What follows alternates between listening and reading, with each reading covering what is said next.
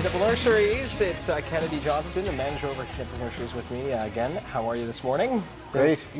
How's the spring been for planting? It's so far. Is this this is still early days? I would say, yeah, it's still a little early. People wait for the Victoria Day weekend still to really roll it all out. Yeah, absolutely. It kind of gets started maybe next weekend with Mother's Day.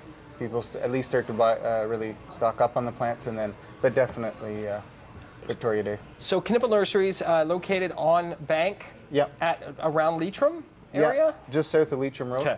Yep. All right. So have you seen an increase in popularity in potted plants for the outdoors? Absolutely. Because we're doing this at my place, and it's just an easy way to manage things because you can actually kind of decorate the backyard a little bit better and have easier control of it. Yeah, a lot of people are putting down great, beautiful patios, and and then so you need some color, and yeah, you can get that in pots. And you can go as big as you want pot-wise. I mean, you can really do some amazing things. Let's talk about that. Let's start with the hanging basket. It's like an Ottawa tradition. You see them all over the place, and some of them are absolutely beautiful. What's the secret?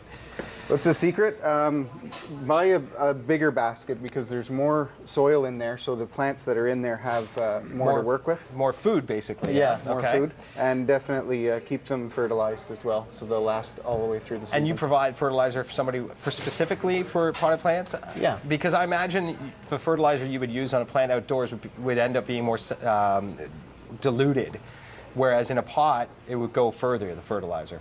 Yeah, definitely, and it's that much more important in a pot. Okay. So that's a hanging basket there. Yeah. And we've got some little potted plants here as well that we talked about earlier. What's this one right here?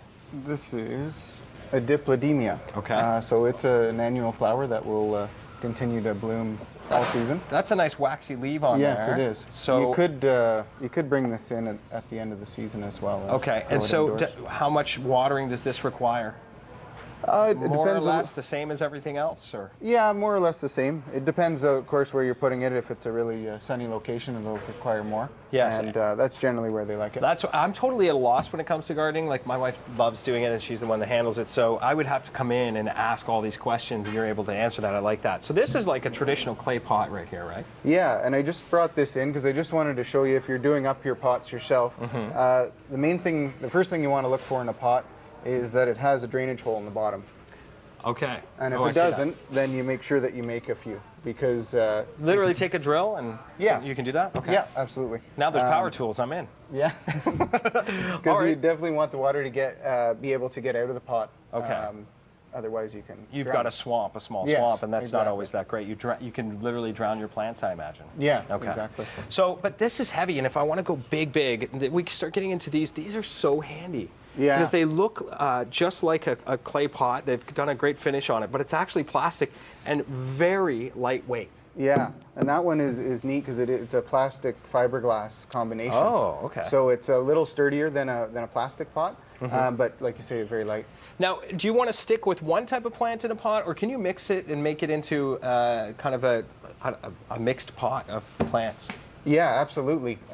We call it the things you should be looking for when you're doing up a pot are things we call them thrillers, spillers, and fillers. Okay. So you've got So what are thrillers? Like the thrillers, big blooms and beautiful? Yeah, exactly.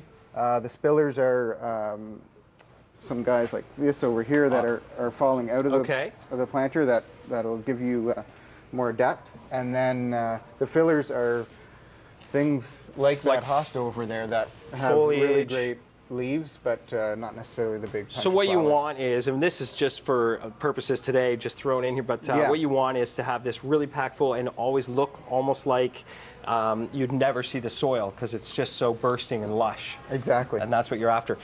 So watering, it depends on how hot it is, how much water is coming out of the sky if these are outdoors, right? Yeah, exactly. The other thing that's key with them is the soil you put in there. So you should use potting soil. Okay. Definitely not black earth or topsoil, because those are just too heavy, and the small plants will have a tougher time growing roots. Okay, this seems like a lot of information, but you can learn it in quite a quick amount of time. You guys have some seminars going on? Yeah, we actually have our Make Your Pots Pop seminar this Saturday.